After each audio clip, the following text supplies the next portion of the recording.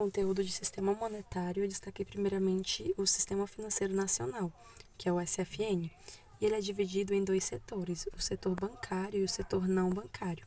O setor bancário é composto pelas entidades que são emissoras ou multiplicadoras de moeda, e o não bancário são aquelas entidades que são intermediadoras. E a principal função do Sistema Financeiro Nacional é justamente conectar os agentes poupadores aos agentes tomadores. E eles vão ser intermediados pelos bancos que vão assumir os riscos das transações que eles realizarem entre eles. A estrutura do mercado financeiro é que a gente vai ter o mercado de capitais e o mercado monetário. O mercado de capitais é aquele onde vão ocorrer as transações de ações, títulos e de dívida pública, entre outros.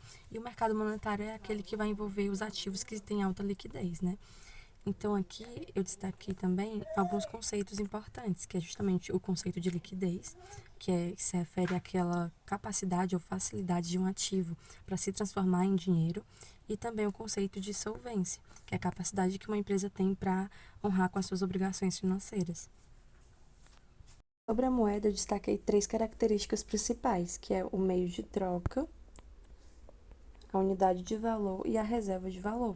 Isso porque, para ser considerada uma moeda, ela deve ter essas três características, que é ser amplamente aceita como uma forma de pagamento, permitir, né, a quantificação dos bens e serviços de uma economia e também preservar a riqueza ao longo do tempo. Então, o ativo ele vai ser considerado uma moeda quando ele possui, ao mesmo tempo, todas essas três características. Sobre os agregados monetários, eu destaquei os principais, que são o meio de pagamentos, representado por M1, e a base monetária, representada por BM. Para a gente calcular o meio de pagamentos, a gente utiliza essa fórmula aqui.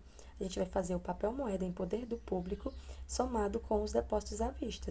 Esses depósitos à vista são todos os depósitos que as pessoas ou as empresas vão manter nas contas correntes dos bancos.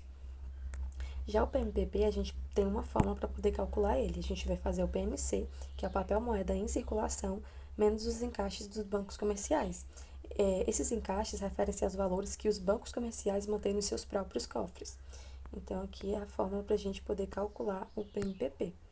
E a gente tem uma outra fórmula para poder calcular o PMC, que é esse papel moeda em circulação. A gente vai fazer o PME, que é o papel moeda emitido, menos o caixa do Banco Central, as reservas, né? As reservas que os bancos comerciais vão manter no Banco Central.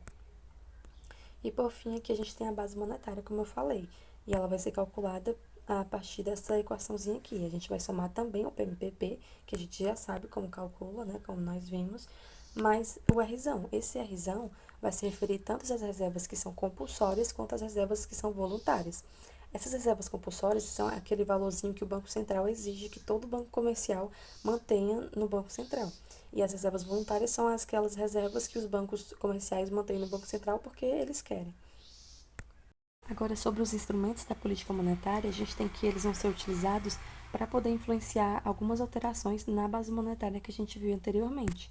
Então, o primeiro instrumento que eu trouxe aqui é o compulsório, que está ligado lá com as reservas obrigatórias que eu falei anteriormente. Eles vão ser justamente aqueles depósitos que o Banco Central vai obrigar que os bancos comerciais mantenham nele. Então, se o Banco Central aumentar a porcentagem do compulsório, ou seja, aumentar a quantidade que os bancos comerciais devem manter depositados nos cofres do Banco Central, a liquidez vai diminuir. Isso porque a gente vai ter menos dinheiro circulando na economia. Agora, se o Banco Central diminuir essa porcentagem, a gente vai ter uma maior liquidez, porque a gente vai ter mais dinheiro circulando na economia. O segundo instrumento é a taxa de redesconto. Nesse caso aqui, o Banco Central ele vai ser o emprestador de última instância dos bancos comerciais. Então, ele vai cobrar essa taxa que a gente chama de redesconto para realizar esses empréstimos para os bancos comerciais. Então, se o Banco Central aumentar a sua taxa de redesconto, o risco que os bancos comerciais têm de realizarem transações também vai estar maior, porque aí, se acontecer algum problema, ele vai ter que pedir empréstimo para o Banco Central e ele teria que pagar uma taxa grande. Então, nesse caso aqui, quando a gente tem uma taxa de redesconto maior, os bancos comerciais vão apresentar uma postura mais cautelosa, então ele vai diminuir a liquidez da economia. Agora, se a gente tiver uma redução da taxa de redesconto, a gente vai ter uma maior liquidez, porque o Banco Central vai estar estimulando uma postura mais expansiva dos bancos comerciais. Então, a liquidez, nesse caso aqui, aumenta. Por fim, o último instrumento que eu trouxe foi o da política de Open Market. Isso porque o Banco Central ele vai poder administrar as operações de compra e venda de títulos públicos. Então, se ele comprar Um título público, ele vai estar fazendo o quê? Ele vai pegar o título público para ele e vai estar colocando dinheiro na economia. Então, quando o Banco Central compra títulos públicos, ele aumenta a liquidez porque vai ter mais dinheiro circulando, né? E se o Banco Central vender títulos públicos, ele vai pegar o dinheiro e vai dar o título público para quem comprou. Então, a liquidez vai diminuir, porque a gente vai ter menos dinheiro circulando. Sobre o multiplicador dos meios de pagamentos, a gente tem que quem vai atuar como esse multiplicador vai ser justamente os bancos comerciais, porque vão ser eles que vão intermediar os empréstimos que a gente tem numa economia. Então, a gente vai ter que a nossa oferta final de moeda, o nosso meio de pagamentos, vai ser um multiplicador da nossa base monetária.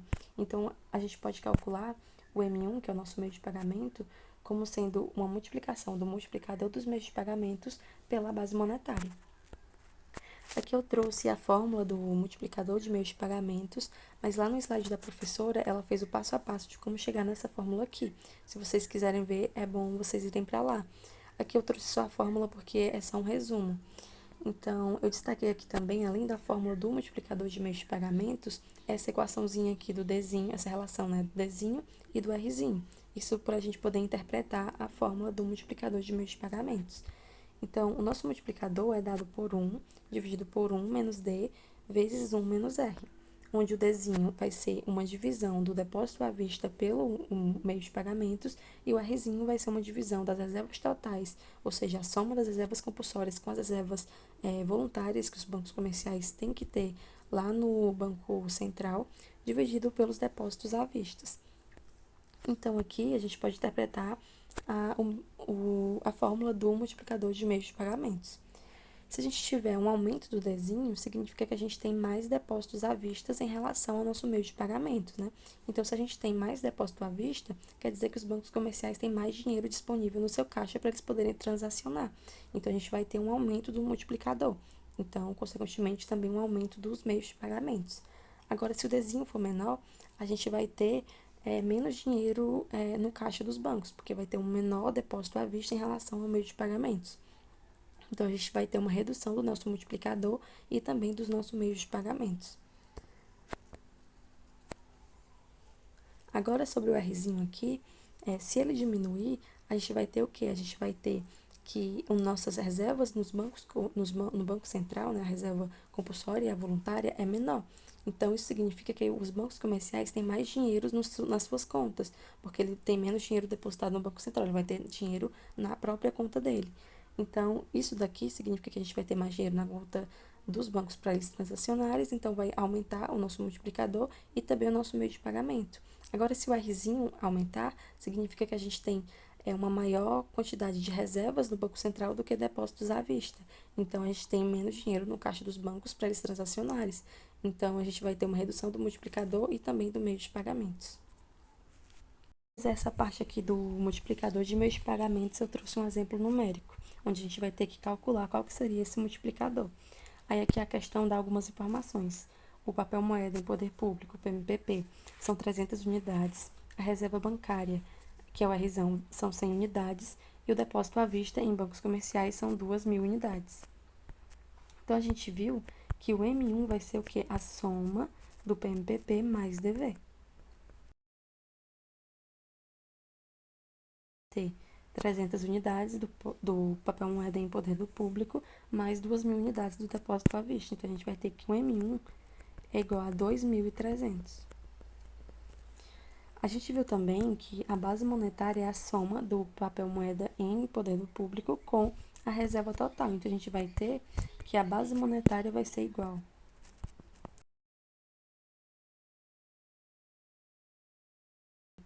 300 mais 100. Então, a nossa base monetária é 400.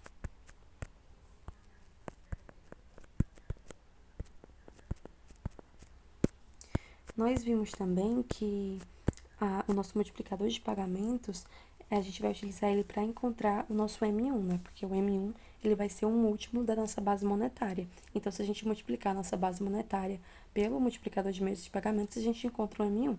Então, a gente pode utilizar esses valores aqui para fazer esse cálculo. A gente tem que M1 é igual, né, ao multiplicador de meios de pagamentos vezes a base monetária. A gente já tem o valor do M1 e da base monetária, então a gente vai só substituir aqui para poder achar o multiplicador de meios de pagamentos. Então, a gente tem 2.300 igual ao multiplicador, vezes 400 da base monetária. A gente vai ter que o multiplicador do meio de pagamentos é 2.300 dividido por 400, que vai dar 5,75. A gente poderia calcular com aquela fórmula também, mas essa daqui é a forma mais fácil, porque aqui a gente já tem os valores para achar o M1 e a base monetária, então é mais fácil só substituir aqui do que fazer todo aquele cálculo utilizando a fórmula do multiplicador de pagamentos. Para a demanda por moeda, a gente vai analisar isso a partir de duas visões, a visão dos clássicos e dos keynesianos. Os clássicos, eles acreditam que a moeda é demandada por dois motivos. O motivo de transação, né, para facilitar as transações do dia a dia, e de precaução, que são para lidar com os imprevistos. Então, a fórmula dos clássicos para calcular a demanda por moeda é essa daqui. A gente vai fazer MD dividido por P, que é o preço, igual a Kzinho vezes Yzinho. O MD vai ser a demanda nominal da moeda que a gente tem, que é a quantidade, né, de moeda que as pessoas vão desejar manter. O Pzinho é o nível de preços, como eu falei, então vai ser o preço médio de todos os bens e serviços na economia. O Kzinho é o coeficiente Marshalliano, ele vai representar a proporção da renda real, que é o Yzinho, que o público mantém como uma moeda para transações e precaução, né, que são os dois motivos que os clássicos consideram. E o Yzinho é a renda real, que é a renda nominal ajustada pelo nível de preços que a gente tem na economia. Já para os keynesianos, o principal motivo das pessoas demandarem por moeda é pelo motivo de especulação. Isso porque se a gente tiver uma economia onde a inflação está controlada, então, embora a gente tenha uma moeda que não está trazendo rendimentos, a gente vai ter uma moeda que também não tem riscos. Então, porque a gente vai estar controlando, né, essa desvalorização que a moeda teria com o passar do tempo. Então, a gente vai ter que os rendimentos dos outros ativos vão ser justamente o custo de oportunidade que a gente tem de manter uma moeda. Então, se a gente tiver rendimentos maiores dos outros ativos, vale mais a pena que a gente invista nesses ativos do que a gente retenha a moeda. Então, nesse caso aqui, se a gente tivesse um outro ativo com rendimento maior, a nossa demanda por moeda seria menor. E é por isso que os keynesianos consideram que o principal motivo de demanda por moeda é especulação. E para eles a fórmula da demanda por moeda é essa daqui. A gente vai ter a multiplicação, né, do nosso coeficiente Marshalliano pela nossa renda nominal, que é o Y, mais uma função em relação à taxa de juros do mercado. Sobre o equilíbrio monetário, eu também trouxe aqui a visão dos clássicos e dos keynesianos. Na visão dos clássicos, o nosso equilíbrio monetário é alcançado quando a gente tem uma igualdade entre a oferta de moeda, que aqui a gente está representando por M0, com a nossa demanda por moeda, que é dado por essa equaçãozinha aqui, como a gente viu, né? K vezes o nível de preços vezes a renda real. Então, no final, nosso equilíbrio monetário, na visão dos clássicos, é dado por essa equação aqui. É a nossa quantidade de moeda na economia, dividido pelo nível de preços, igual ao nosso coeficiente Marshalliano, vezes a nossa renda real. Na visão dos clássicos, também existe uma teoria, que é a teoria quantitativa da moeda. Nessa teoria aqui, a gente vai definir uma velocidade para a moeda, que vai ser dada por essa equação aqui. Seria V, né, que é a velocidade da moeda, dividido por 1 vezes K. Então, conforme essa teoria quantitativa da moeda, a gente poderia encontrar essa outra equaçãozinha aqui. Porque a gente poderia fazer o seguinte, a gente vai isolar o Kzinho, né, para poder substituir aqui nessa igualdade nesse equilíbrio monetário, né. Então, a gente vai ter K, passando para o outro lado, é igual a 1 dividido por V. Se a gente substituir esse Kzinho aqui nessa equação, a gente vai chegar aqui nessa outra equaçãozinha aqui. Porque a gente teria aqui 1 dividido por V, né? No lugar do K.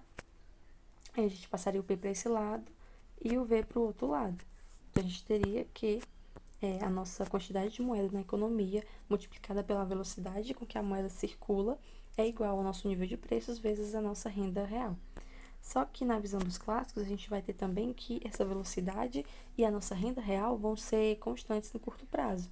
Então, a gente teria que, se houvesse um aumento, né, da nossa quantidade da moeda na economia, haveria apenas um aumento do nosso nível de preços e não na nossa produção da economia. Então, a partir disso aqui, a gente entende que uma política monetária não vai alterar a nossa renda real no longo prazo, porque um aumento da nossa quantidade da moeda vai aumentar apenas o nível de preços, não a nossa produção. Já na visão keynesiana, a gente também vai fazer o equilíbrio monetário igualando a nossa oferta da moeda pela demanda por moeda. Então, a gente vai ter que o equilíbrio monetário na visão keynesiana é dado por essa equaçãozinha aqui. A nossa oferta por moeda é igual a uma função, né, da renda real, da renda nominal e também da nossa taxa de juros do mercado, como a gente viu anteriormente na parte de demanda por moeda. Então, os keynesianos eles vão focar justamente na elasticidade de juros, porque eles vão considerar que a demanda por moeda, né, é dada pela especulação. Para finalizar essa parte aqui do equilíbrio monetário, eu trouxe um exemplo numérico. E ele diz o seguinte: a expressão m dividido por p igual a 0,5y menos 50r representa a demanda real por moeda, onde o y é a renda real e o rzinho é a taxa de juros. Além disso, sabe-se que o equilíbrio do mercado de bens e serviços é dado por y igual a 550 menos 1000r. A renda de pleno emprego é 300 e o nível de preços é 1. Aí ela pergunta qual que será o valor da moeda, da oferta de moeda necessária para o pleno emprego. Então, aqui, primeiramente, o que a gente tem que fazer é saber qual que é a nossa taxa de juros, né? Porque a gente já tem a nossa renda, ela deu aqui a renda do pleno emprego como sendo 300. Então, a gente falta achar apenas o Rzinho para poder achar a nossa oferta de moeda, porque a gente também tem o nível de preços que é 1. Então, como aqui diz que é pleno emprego, basta que a gente substitua esse 300, né, que é a renda da moeda em pleno emprego, nessa equaçãozinha aqui do mercado de bens e serviços. Essa daqui. Então, a gente vai fazer 300 igual a 550 menos 1000Rzinho para poder achar o Rzinho.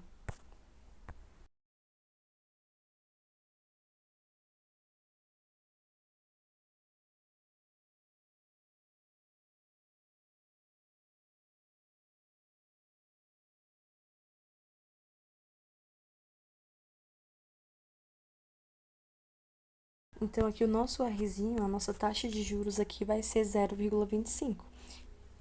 Então, como a gente já tem aqui a nossa renda do nível de pleno emprego e também a gente já tem o nível de preços e já tem um Rzinho, a gente só vai substituir esses valores para poder achar qual que seria a nossa oferta de moeda que mantém um equilíbrio, né, entre a oferta e a demanda.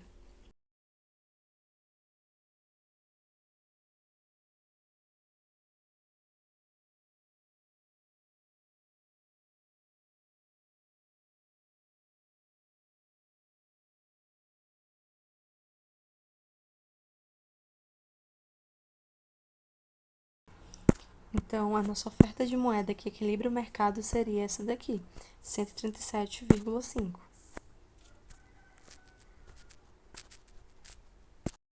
Para finalizar o sistema monetário, eu trouxe o modelo do Bauman-Tobin, que é um modelo clássico. E ele tenta explicar como que as pessoas vão decidir entre manter moeda ou investir no mercado financeiro. Então, ele foi criado também para abordar aquela questão lá da demanda por moeda em uma economia. Então, ele vai levar em consideração, para fazer essa análise, a renda das pessoas, né, os retornos que os ativos têm, porque eles vão considerar, vão ver, né, se é melhor manter a moeda de forma líquida ou se é melhor investir, e também eles vão analisar as expectativas da inflação.